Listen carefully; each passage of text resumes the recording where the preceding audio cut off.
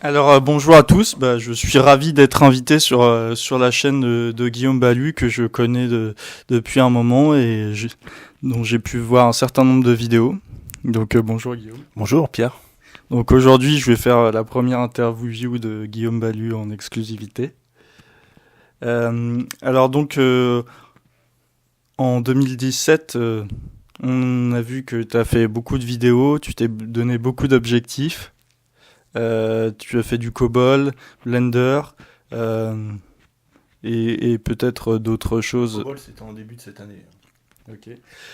Et du coup, quels sont tes objectifs pour l'année qui suive, l'année 2018-2019? 2018-2019, mon objectif c'est de produire plus de vidéos. Là j'ai investi dans du matériel, donc dans des nouveaux micros, je vais investir dans d'une nouvelle caméra et je compte produire beaucoup plus de vidéos afin de transmettre ce que j'apprends au fur et à mesure au plus grand nombre, quoi. Et donc ce que j'apprends c'est mon travail principalement c'est sur AutoCAD.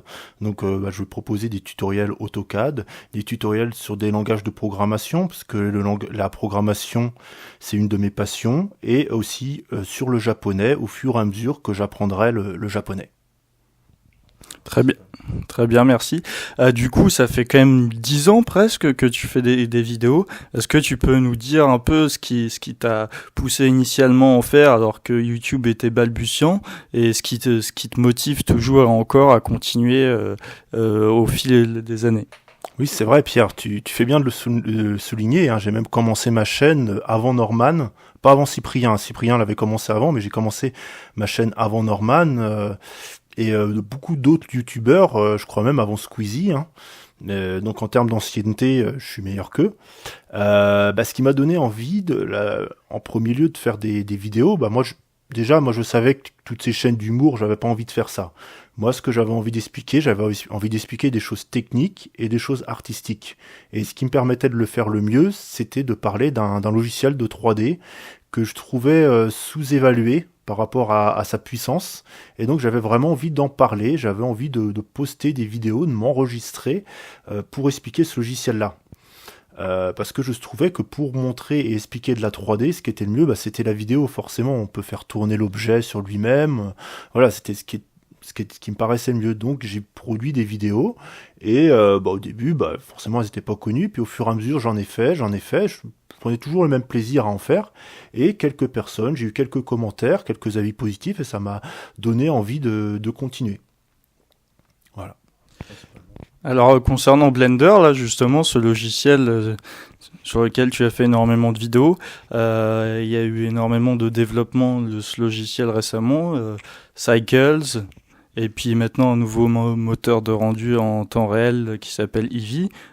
Comment tu analyses cette évolution? Est-ce que tu peux nous dire ton ressenti là-dessus? Alors, je vais peut-être vous décevoir un peu, mais c'est vrai que ayant eu un travail salarié là dernièrement, j'ai eu beaucoup moins de temps et d'énergie à consacrer à Blender et beaucoup plus à AutoCAD du coup, et donc j'ai un peu perdu le fil de l'actualité de Blender, surtout que je regarde toujours, je suis toujours intéressé, mais j'ai un peu perdu le fil et surtout que en ce moment je sais que c'est dans une phase intense de développement, mais je compte remettre le pied à l'étrier, reprendre en main justement le logiciel pour pouvoir proposer de nouveaux tutoriels.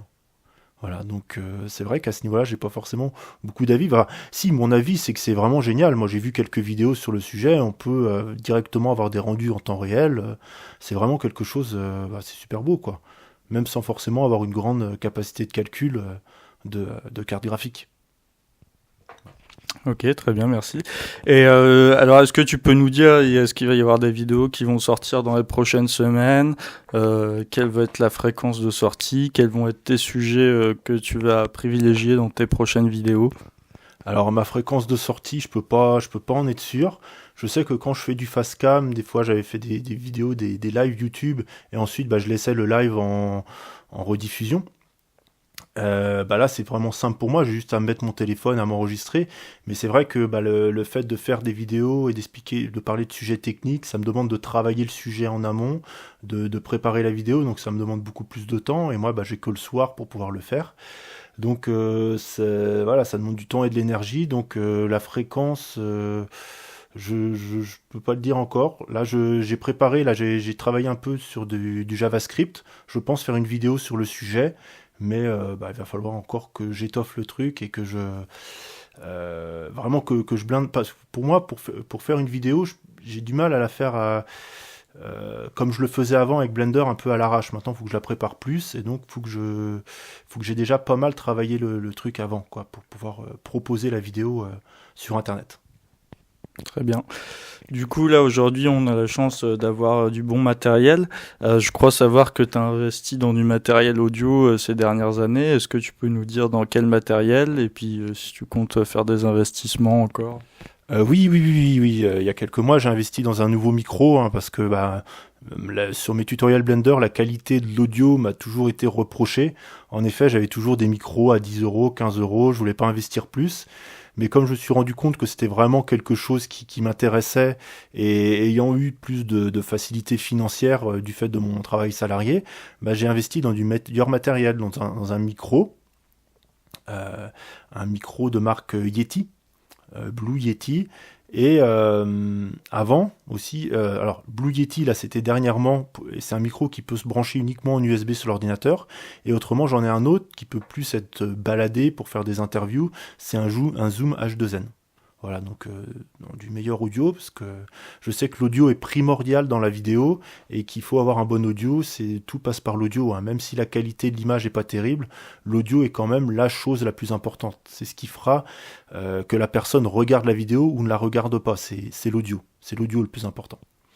Donc je me suis amélioré en audio afin de produire des meilleures vidéos. Voilà. Et le matériel dans lequel j'ai envie d'investir, ce serait une bonne caméra du genre, cette caméra, un Canon 550D, voilà, par exemple. C'est ça. Eh ben, écoute, je te remercie. J'espère que je te souhaite beaucoup de chance et de courage pour la suite de ta chaîne et de tes chaînes. Et puis, on se dit à la prochaine. D'accord, ça marche. Merci à toi, Pierre.